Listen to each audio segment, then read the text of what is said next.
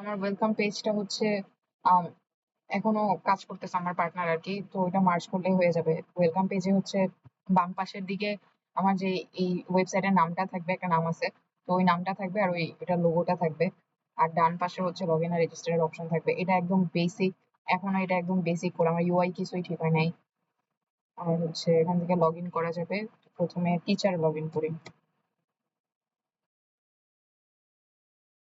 তো এটা মাউস দিয়েও ভালো মতো কাজ করে না। টিচারের সাইড থেকে হচ্ছে ক্রিয়েট এক্সামে যাওয়া যায়। ক্রিয়েট এক্সামে যে এক্সামের যে টাইটেল দিলাম, ডেসক্রিপশন দেওয়া যায়, ডিউরেশন এক মিনিট দিলাম, ম্যানুয়ালি কোয়েশ্চেন অ্যাড করা যায়, এটা হচ্ছে এমসিকিউর জন্য।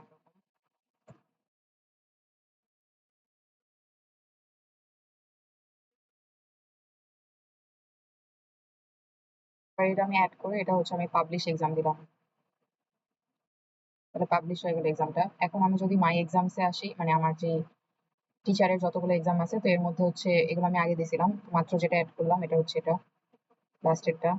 এখানে হচ্ছে টাইমও আমি দেখতে পারবো, চাইলে আমি ডিঅ্যাক্টিভেটও করতে পারবো। এখন সে রেজাল্টস এন্ড রিপোর্টসে সে আগের এটা একটা আছে, আগের একটা এক্সামের।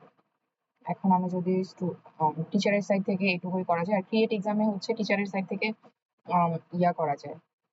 আমি চাইলে মানে কোয়েশ্চেনের পিডিএফও দিতে পারি, পিডিএফও হচ্ছে দিয়ে দিতে পারি। আর হচ্ছে এইটুকুই। টিচারের সাইডে এখনো আর কিছু করি নাই। আর আরেকটা হচ্ছে টিচারের সাইড থেকে লিডার বোর্ড টাইপের কিছু একটা বানাবো, যেটা টিচারের সাইডেও থাকবে, স্টুডেন্ট সাইডেও থাকবে, যে কোনো একটা এক্সামে আসলে সবচেয়ে বেশি পার্সেন্টেজ কার, এরকম কিছু। আর এরপরে আমি লগ আউট করে হচ্ছে স্টুডেন্ট সাইডের একটা লগ ইন করি।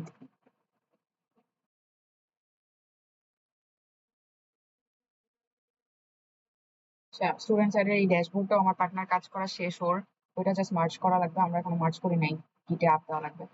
তো আম, ও হচ্ছে অ্যাভেলেবল এক্সামস, এই মাত্র যে এক্সামটা আমি ক্রিয়েট করলাম এটা, আগের এক্সাম গুলো নাই কারণ ওগুলো আমি দিয়ে দিছিলাম, তো এটা শুধু অ্যাভেলেবল এক্সাম। এবার আমি স্টার্ট এক্সাম দিয়ে হচ্ছে করতে পারি, এখানে কিছু মেসেজ শো করবে। এবার আমি স্টার্ট এক্সাম দিলাম, এখন এটার অ্যান্সার সিলেক্ট করলাম, ভুল অ্যান্সার সিলেক্ট করি। তারপরে হচ্ছে সেভ করতে হবে আর সাবমিট এক্সাম করতে হবে। তারপর একটা মেসেজ শো করবে। এবার আমি হচ্ছে রিভিউ অ্যান্সারসে চাইতে পারি। তো রিভিউ অ্যান্সারসে গেলে আমার যে নিজের কোয়েশ্চেন, ওইটা sorry, মানে কোয়েশ্চেন শো করবে, আমার অ্যান্সার শো করবে, কারেক্ট অ্যান্সার শো করবে, মার্কস শো করবে, রেজাল্ট শো করবে।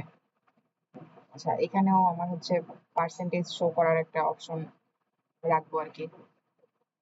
আচ্ছা, পরে হচ্ছে গো টু রেজাল্টস হিস্টরি, এটা এটা আমার এখনো কাজ করে না। আর ব্যাক টু ড্যাশবোর্ড, এটাও এখনো কাজ করে না। এখানে ব্যাক টু ড্যাশবোর্ড দিলে কেন জানি এইখানে চাপে এটা আসে না, বাট এই পাশে অন্য জায়গায় চাপ দিলে এটা আসে।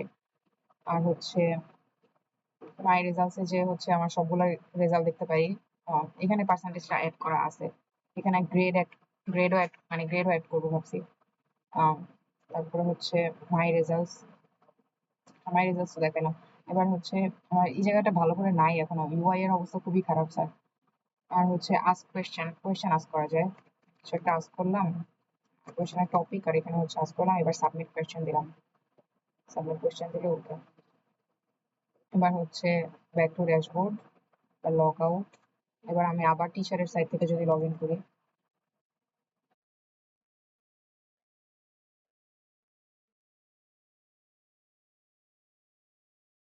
টিচারের সাইট থেকে স্টুডেন্ট কোয়ারিজ, এখানে গেলে হচ্ছে এই যে মাত্র যেই কোয়েশ্চেনটা করলাম, এই কোয়েশ্চেনটা হচ্ছে আমি অ্যান্সার করতে পারবো, রিপ্লাই।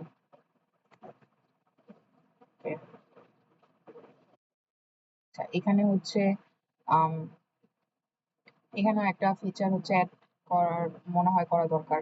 সেটা হচ্ছে যে কোন স্টুডেন্ট হচ্ছে ইয়া করছে, কোন স্টুডেন্ট কোয়েশ্চেনটা করছে।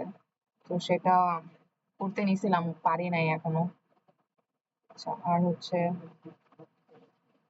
আর এরপর আমি আবার হচ্ছে এখন স্টুডেন্টের সাইডে যে দেখতে পারি যে এটা যে অ্যান্সারটা করা হয়েছে। মাই কোয়েশ্চেন্সে যাইতে হবে, তাহলে তো লাস্ট যেটা করলাম, অ্যান্সার্ড বাই, এটা হচ্ছে ফুল নেম আর কি, কেআরবি। তো এটা অ্যান্সার করছে উনি, আর হচ্ছে অ্যান্সারটা স্ট্যাটাস অ্যান্সার আপডেট করছি, আর হচ্ছে কয়টা বাজে এটা, আর হচ্ছে